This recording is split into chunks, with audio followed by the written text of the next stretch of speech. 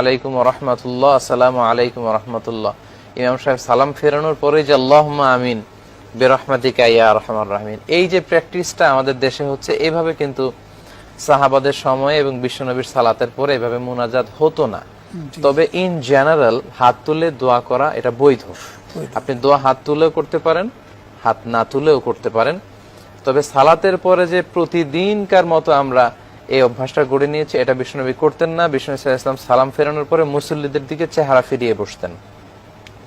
আমাদের বাংলাদেশের সোসাইটিতে শুধুমাত্র ফজরের সালাত আর আসরের সালাতের পরে ইমাম সাহেব মুসল্লিদের দিকে মুখ করে বসেন, কিন্তু বিষ্ণু সাল্লাল্লাহু আলাইহি ওয়াসাল্লাম কিন্তু 5 ওয়াক্ত সালাতের পরেই মুখ ফিরিয়ে বসতেন। আরব বিশ্বেও আমরা দেখেছি, আমি মিশরে পড়াশোনা করেছি, মালয়েশিয়াতে আমি এখনো পিএইচডি করছি, ওখানেও কিন্তু আমরা দেখি যে তারা সালাতের পরে মুসল্লিদের দিকে চেহারা করে বসেন, এবং মুসল্লিদেরকে চেহারা করে বসার পরে বিষ্ণু সাল্লাল্লাহু আলাইহি ওয়াসাল্লাম লম্বা সময় তাসবিহ পড়তেন। তার মানে সালাতের পরে তাসবিহ পড়া সুন্নাহ। এই সুন্নাহটা যখন আমরা সরিয়ে দিচ্ছি, তখন অন্যান্য জিনিস এসে এখানে স্থান করে নিয়েছে। এজন্য আমি এই প্রোগ্রামের মধ্যে দিয়ে সবাইকে, সব দর্শক এবং শ্রোতাবৃন্দদেরকে জানাতে চাচ্ছি যে সুন্নাহ হচ্ছে সালাতের পরে তাসবিহ পড়া, আযকারুস সাবাহ ওয়াল মাসা, বিশেষ করে সকাল সন্ধ্যা, ফজরের সালাতের পরে, মাগরিবের সালাতের পরে বিশ্বনবী সাল্লাল্লাহু আলাইহি ওয়াসাল্লাম লম্বা সময় তাসবিহ পড়তেন।